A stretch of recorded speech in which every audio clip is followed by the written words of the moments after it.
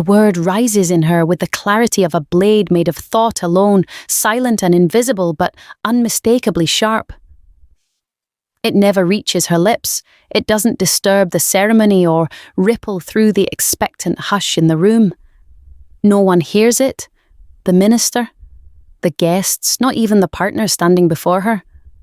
But inside, in that small private chamber beneath her ribs, it sounds loud enough to rearrange her breath. It isn't dramatic or panicked. It isn't the kind of cinematic doubt where the music swells. It's simply a truth she cannot quite swallow. She stands there in her wedding dress, the bouquet trembling almost imperceptibly in her hands, while the room arranges itself around her in a kind of ceremonial geometry.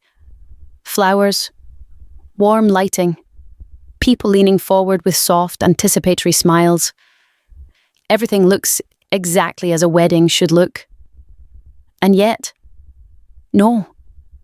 She closes her eyes for the briefest moment, a gesture so small it could easily be mistaken for emotion or composure or even reverence. But inside it is a bracing, a tightening, the body's instinctive attempt to keep that inner refusal contained. And in that half second of darkness behind her eyelids, she sees her parents. Not in the seats where they actually sit, but in the mental scenery that has always accompanied her through major decisions. They're not judging. They're not scolding. They're simply present, watching, as if they are part of the internal architecture of her life.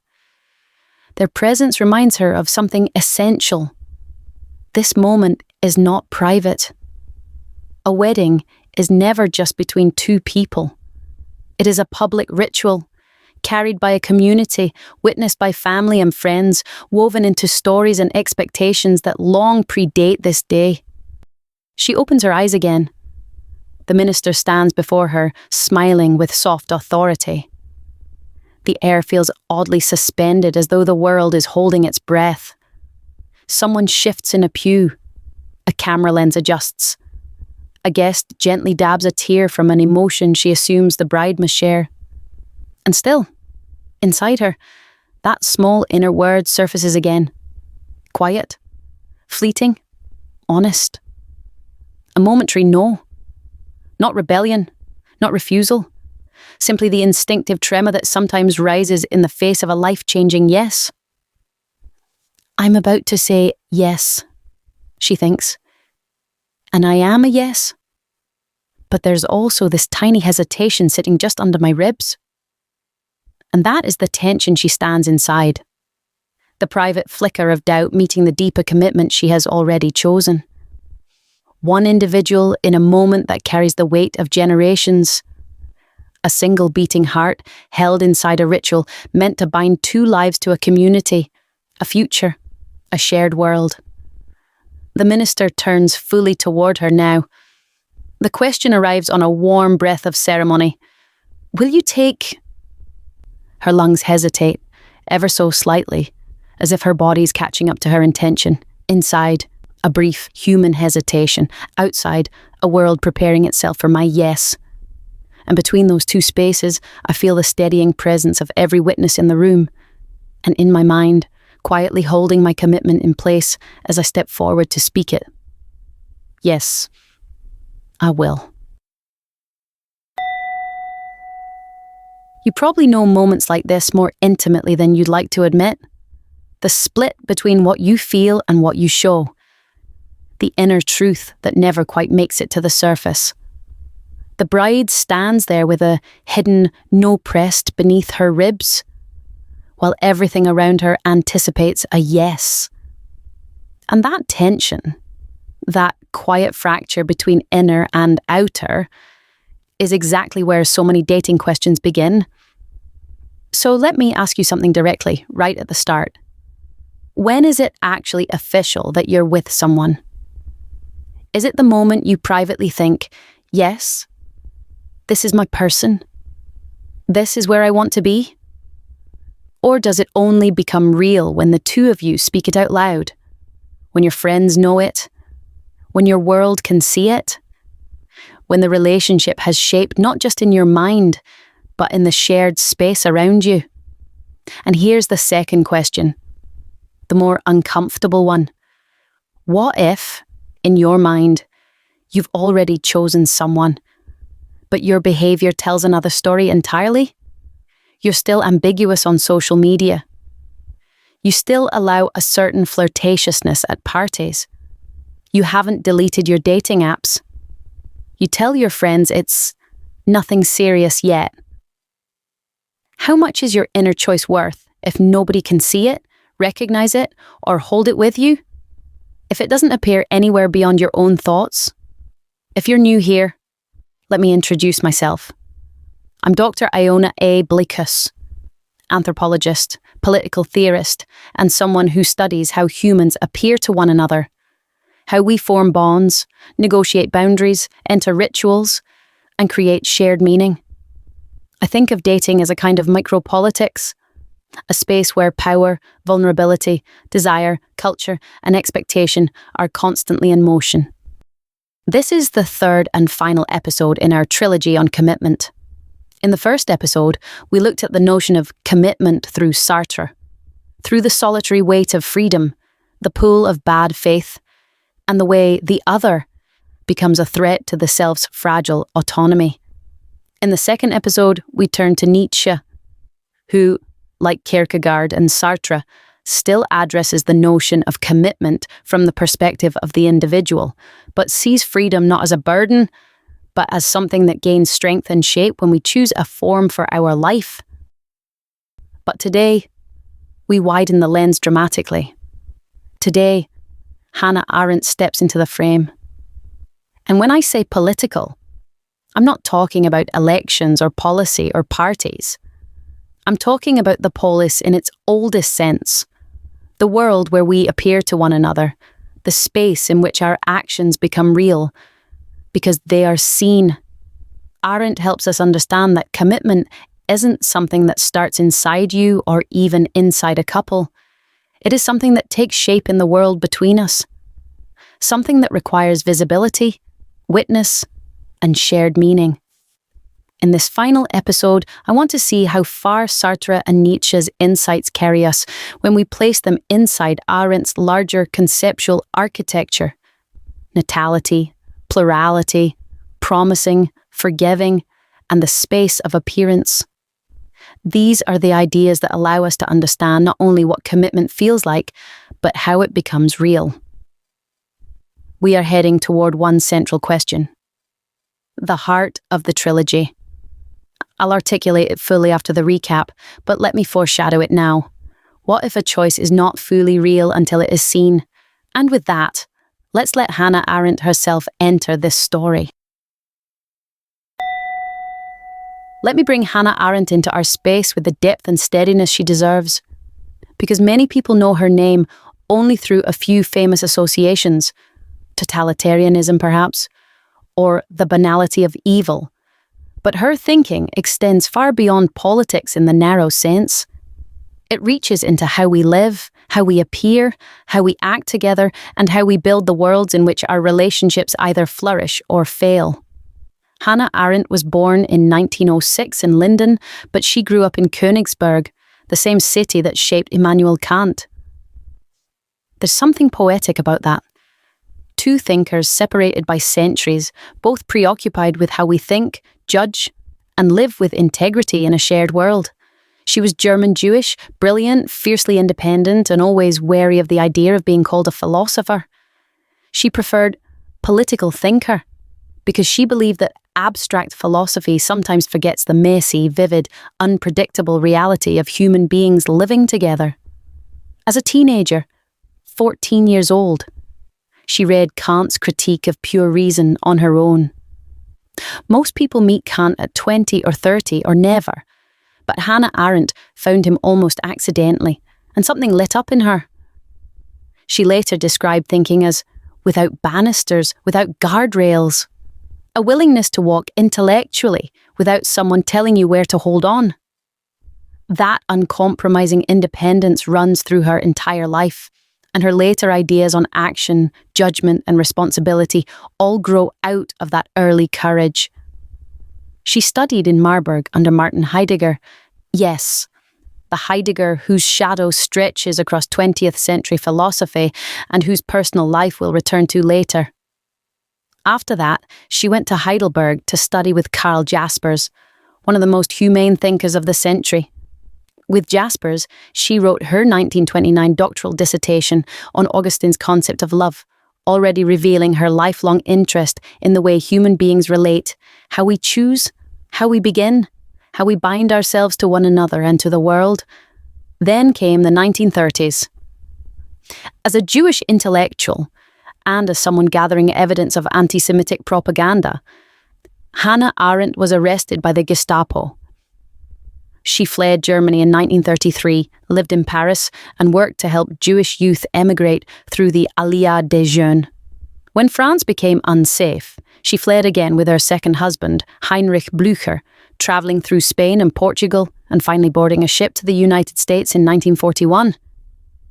Few thinkers embody the act of beginning again, natality, as profoundly as Arendt did, simply by surviving and rebuilding through exile. In America, she taught at Princeton, Berkeley, Chicago, and ultimately the New School in New York, where her presence still lingers in the institutional atmosphere.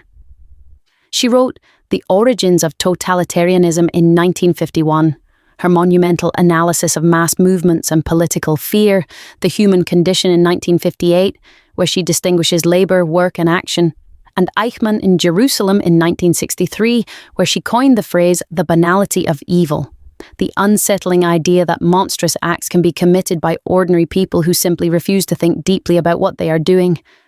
But for us today, we are not here primarily for totalitarianism or evil. We are here for a softer, subtler set of tools: natality, plurality, promising, forgiving, and the space of appearance. These are the concepts that will illuminate not political regimes, but the dynamics of dating, intimacy, commitment, and the often invisible structures that shape how we love. With Arendt now fully in the frame, we can return to our trilogy and gather the threads that bring us to the heart of today's question. Let's gather the full through line of this trilogy so we can see clearly where Arendt steps in and what she adds. Sartre and Nietzsche have already guided us through two different interior landscapes of commitment. And now Hannah Arendt broadens everything by shifting our attention outward into the world we create between us. To understand that shift, we need to revisit where we've come from. Sartre's starting point is radical freedom. For him, human beings are condemned to be free. We're always choosing, even when we pretend not to be. And because that freedom is heavy, we often retreat from it. Freedom becomes a burden, and the burden creates a temptation to flee. We hide behind roles. I'm just not a relationship person. We hide behind narratives. I always ruin things when it gets serious. That's just who I am. But as I said in the first episode, these are not truths. They are evasions. They turn facts, past heartbreak, past mistakes, into fatal destinies. My relationships always fail, so they always will. And when you do that, you seal off the possibility of change. Sartre warns us that when we escape our own freedom, we also escape the possibility of newness. We close the door on natality before Arendt ever enters the room. Nietzsche, in the second episode, shifts the terrain. Where Sartre sees the heaviness of freedom, Nietzsche sees its potential. For him, freedom is only worthy if you give it shape. You form yourself through character, style, discipline, direction. Freedom becomes form, and a promise is the way you stabilize that form over time. Not a trap, but a commitment to your own trajectory. I will be the person who doesn't disappear when it gets difficult. I embrace my fate and choose how to live it. Nietzsche is compelling, uplifting even, but still deeply centered on the individual. It is the self shaping the self. Commitment here is something forged from within. And then Arendt arrives, and with her, the axis shifts. Freedom is no longer something you possess privately. It is something that appears when you act, when your actions become visible in the presence of others. Freedom, beginning, world building. For Hannah Arendt, every beginning is a birth, an opening into the future, but it only becomes real when it enters the shared world. Promising and forgiving are not moral badges. They are the structural supports that allow beginnings to endure. Promising creates continuity in the future. Forgiving releases the past from its grip on what comes next. This brings us to a crucial contrast: fatality versus natality. Fatality says, "This is who I am. This is how it always goes. The past determines the future." Natality says, "This is what could begin." Fatality closes, natality opens. And dating is full of fatality narratives, stories people tell about themselves that shut down possibility long before it has a chance to appear.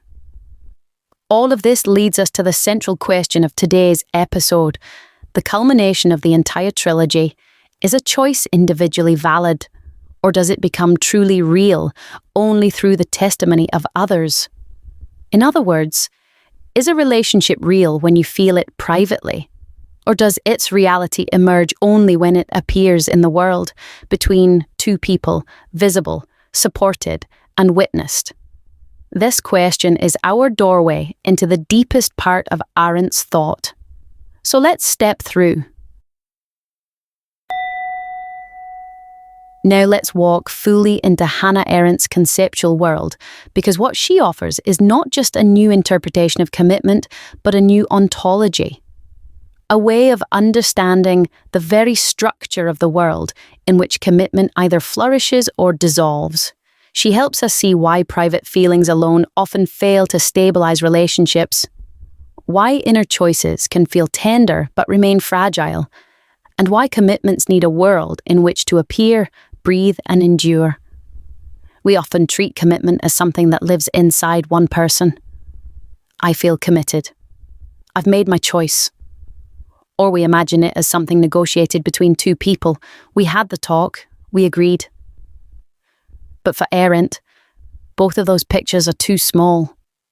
Before you ever make a promise to one individual, you are already born into a world where promising has meaning. Commitments live inside networks of expectations, cultural scripts, relational roles, rituals, symbols, and institutions that existed long before you ever fell in love with anyone. You do not invent commitment. You step into it. You enter a web of inherited meanings: marriage, dating, loyalty, partnership, betrayal, exclusivity, that shape and constrain what your own choices can mean. Commitment is not merely psychological, it is ontological. It belongs not only to individuals, but to the fabric of the lived world. This brings us to natality. For Hannah Arendt, natality is the capacity to begin. Every human birth is a new beginning in the world, a starting point unlike any that came before. But beginnings never happen on empty ground. We always begin within structures that were already there. Language, culture, history, family expectation, religion, technology, dating norms, social media, the stories we inherit, and the scripts we've already absorbed. When you start a relationship, you do not begin from zero. You begin inside a landscape filled with concepts like commitment, exclusive, partner, official, open relationship, boyfriend, girlfriend, fiancé, married. These categories are not neutral. They carry centuries of meaning. Natality opens a door, but the room you enter is already furnished. Then comes one of Arendt's most powerful insights: plurality and the space of appearance. Human beings never exist alone. We exist among others. And because of that, we have a realm, the space of appearance, where we become visible through actions and words. This isn't only physical. It can be symbolic, social, digital, familial. A relationship becomes real in the space of appearance. It becomes real when others can see it, recognize it, understand it. appearing together at a party, being introduced to someone's parents, using the word partner, posting a photo, moving in, making joint plans. These are not trivial gestures. They are acts of world building. They place the relationship inside a shared reality where it can be held, remembered, supported, and sustained. And this leads directly to promising and forgiving, two of Arendt's most essential tools for human togetherness. Promising is how we stabilize the future. When you say, "I will still be here in this way later," you give another person a place to stand. You carve a small island of reliability in an ocean of unpredictability. Forgiving, on the other hand, softens the immobilizing weight of the past. We hurt each other. We misunderstand. We act out of fear or weakness. Things break. Forgiveness does not pretend nothing happened. It refuses to let the past dictate the entire future. Together, promising and forgiving are what make relationships possible. Without promising, there is no future. Without forgiving, the future cannot escape the past. This is the point where Hannah Arendt diverges sharply from Sartre and Nietzsche. For Sartre, the drama is within the self, the weight of freedom, the temptation of bad faith. For Nietzsche, the drama is the self shaping itself, a will to form, a will to promise. But for Arendt, the drama is between us. Commitment does not live inside a single person. It lives in the in-between, the relational space where two people appear to one another and to the world they inhabit together. And that relational space, the space of appearance, is where commitments finally become real. With this framework, we can now apply Arendt's ideas directly to the dilemmas and heartbreaks of modern dating. Let's bring all of this down from the philosophical heights and into the living, breathing world of dating. The text messages, the silences, the messy compromises, the betrayals, the moments of clarity and the moments of collapse. Hannah Arendt's ideas might sound abstract at first, but they become surprisingly concrete when you place them inside the texture of actual relationships. Let's begin with a hard question. If you're married and your partner cheats on you, can you truly begin again? And even if you can, how many times can a relationship meaningfully begin again? Arendt's concept of natality tells us that new beginnings are possible. Human beings have the astonishing capacity to start over, even in situations where the past feels heavy, tangled, or painful. But natality does not mean infinite resets. Life is not a video game. People have emotional limits, moral limits, relational limits. A new beginning only becomes real if both partners are willing to step into a shared world again, one that must be rebuilt, not imagined into existence. That rebuilding always starts with confession. Not performative guilt, but clarity. And in relationships, genuine confession has a simple structure. I said X, but I did Y. And what I want now is Z.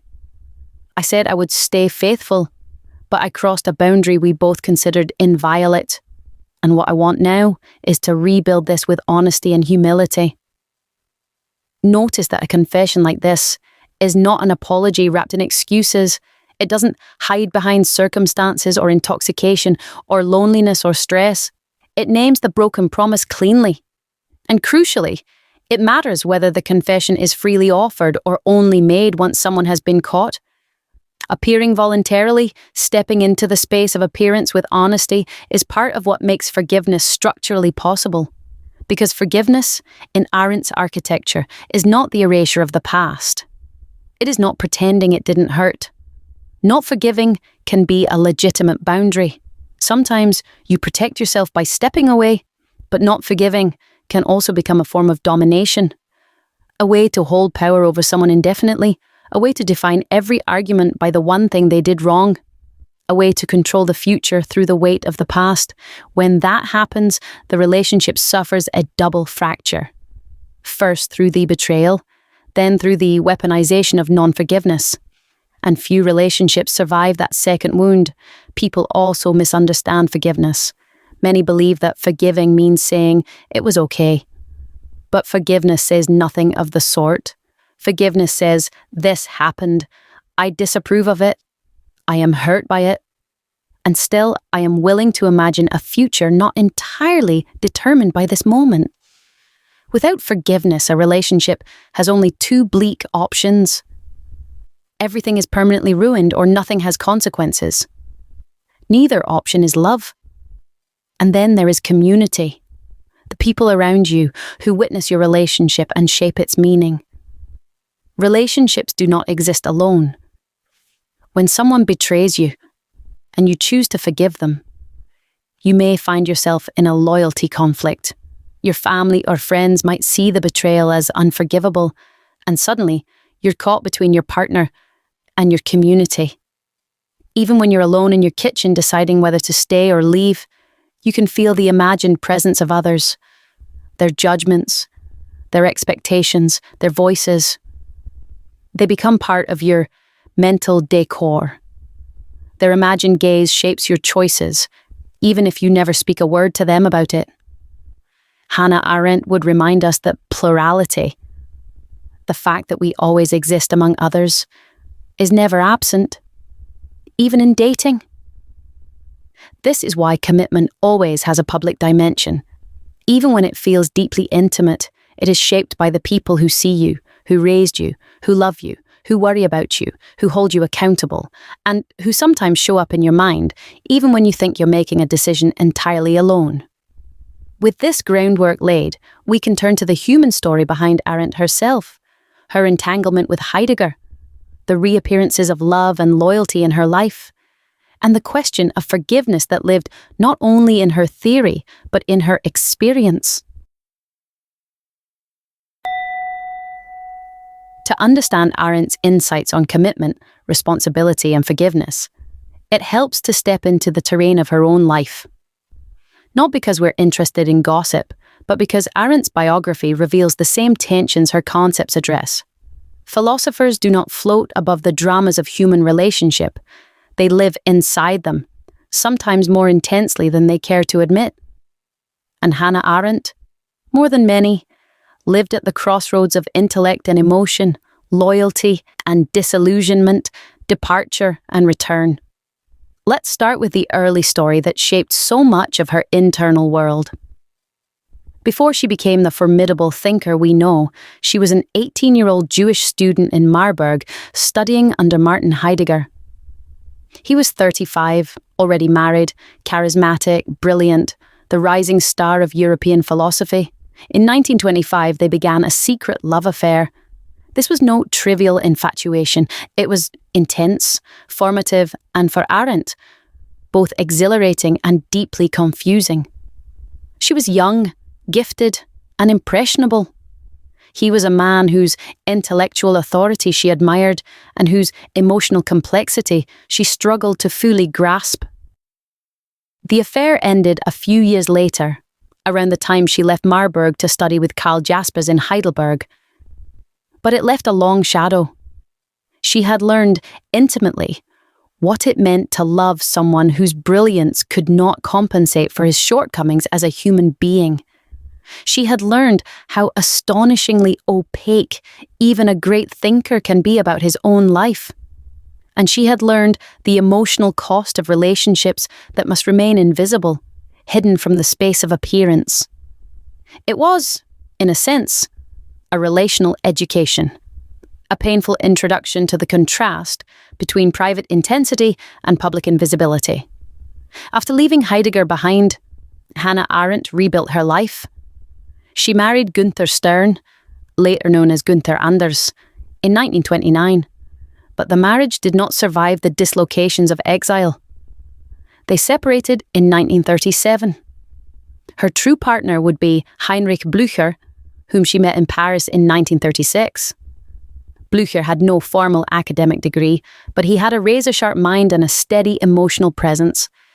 He became her intellectual companion, her confidant, the person with whom she would flee to the United States, and the center of her emotional life until his death in 1970.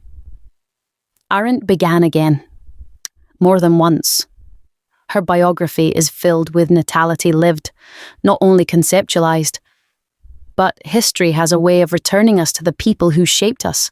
And after the war, Arendt crossed paths with Heidegger again.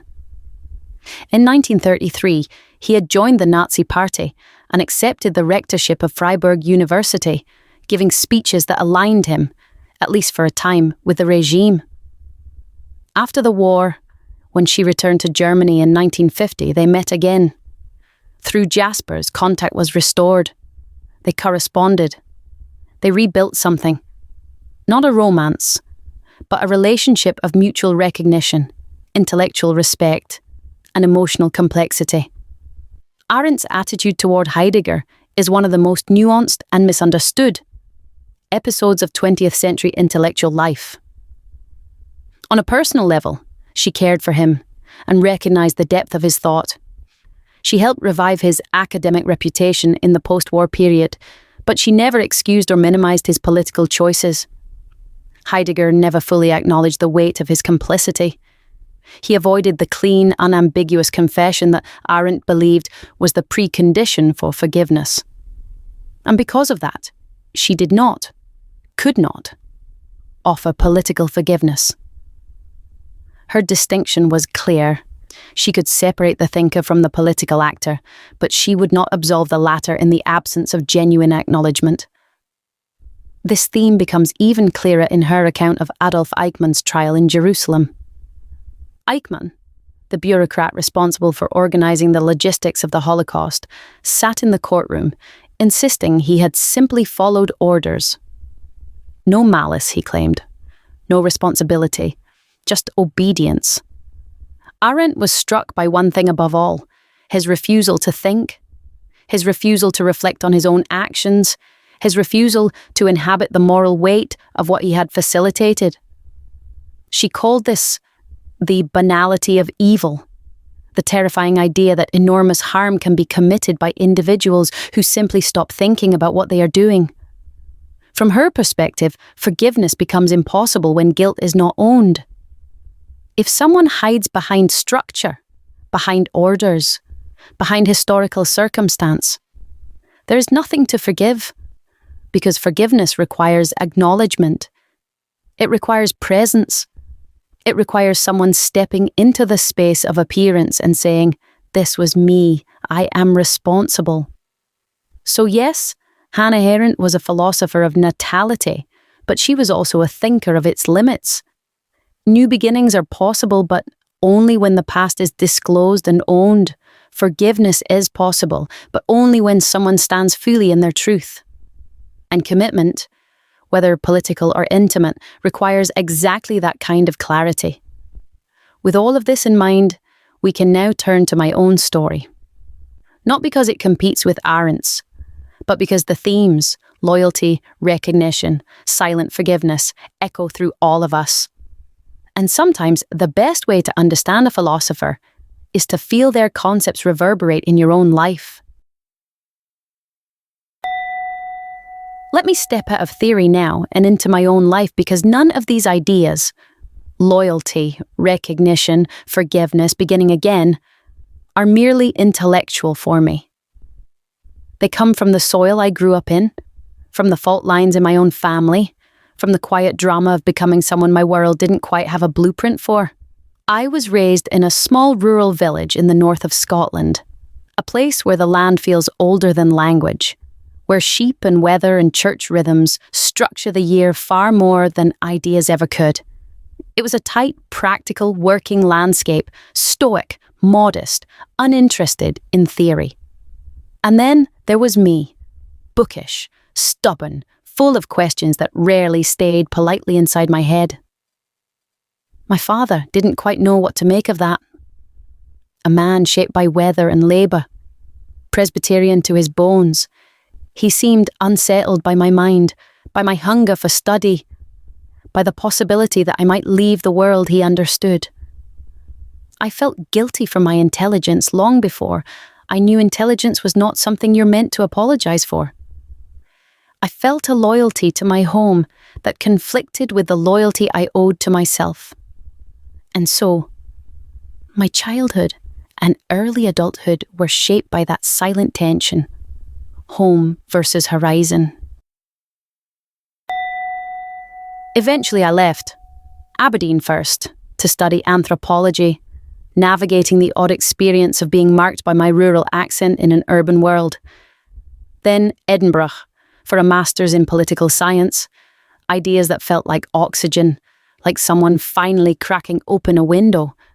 But each step forward widened the gap between me and my father. He never forbade anything, but he never endorsed anything either. His disapproval wasn't declared. It was atmospheric. It hung in the air around him, a quiet fog of, I don't recognize this path you're taking, and sometimes, I don't know how to stand beside you in it.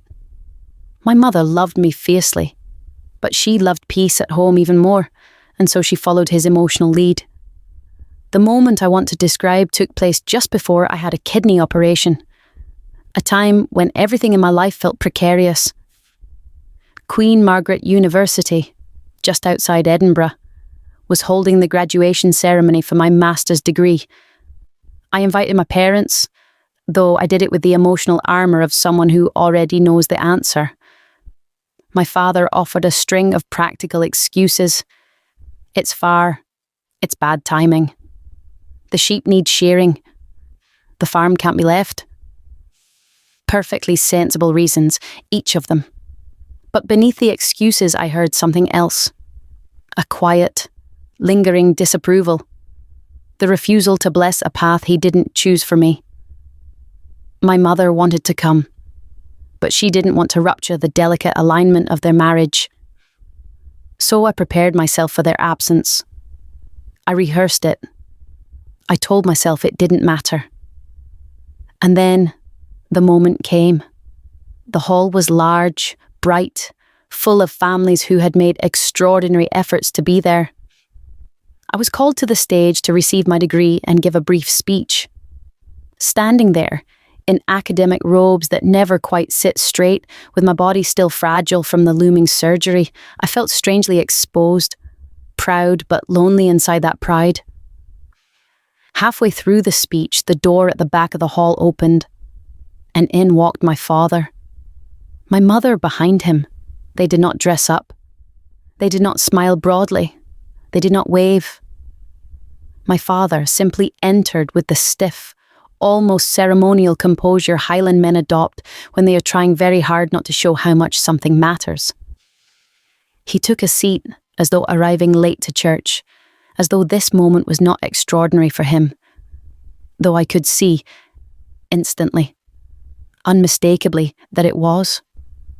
My mother watched him watching me, and in that instant, something shifted in me, a loosening, a release, an alignment I had longed for without ever saying so aloud.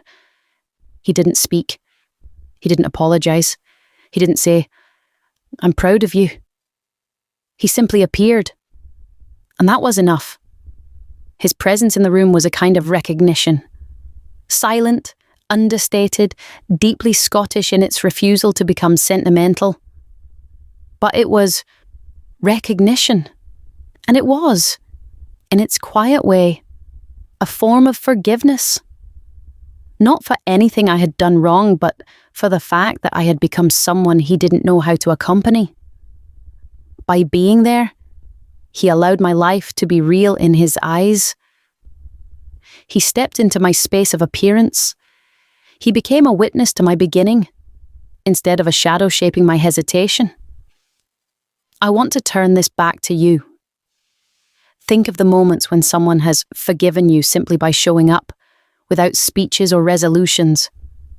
Just presence. Think of the people who live in your mental decor, whose imagined reactions sit beside you when you make difficult choices. The parent you don't want to disappoint. The friend whose judgment you can almost hear.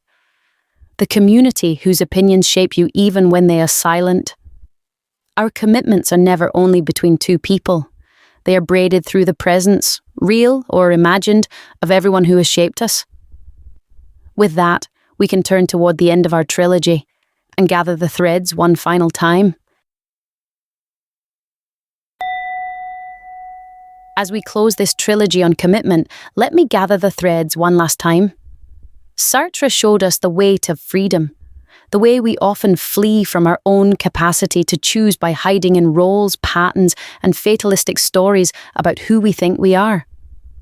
Nietzsche showed us freedom as form, the strength that comes when we shape ourselves, when we anchor our identity through promises that stabilize our trajectory across time. And Hannah Arendt has now shown us freedom as beginning, natality as the power to start again, commitment as something that comes alive in the shared world, and promising and forgiving as the skills that allow our beginnings to endure. Together, these perspectives reveal something profound. Commitment is not just a private feeling. It is part of the ontology of how we live together. It is a structure of the shared world. A choice becomes real not only when you feel it, but when it appears, when it is held, recognized, and supported by others. And perhaps that is the echo I want to leave you with. A choice may begin inside you, but it becomes fully real in the space between, in the presence of those who witness and accompany your life. This was Dr. Iona A. Blichus for datingacademy.com. Thank you for bearing with me for this extensive episode on the ontology of commitment. We hope you have found any value in the thoughts of Hannah Arendt. If so, please consider subscribing to our channel and leave a like. That's very much appreciated. You can leave your questions in the comments, and for now, keep asking, keep sharing,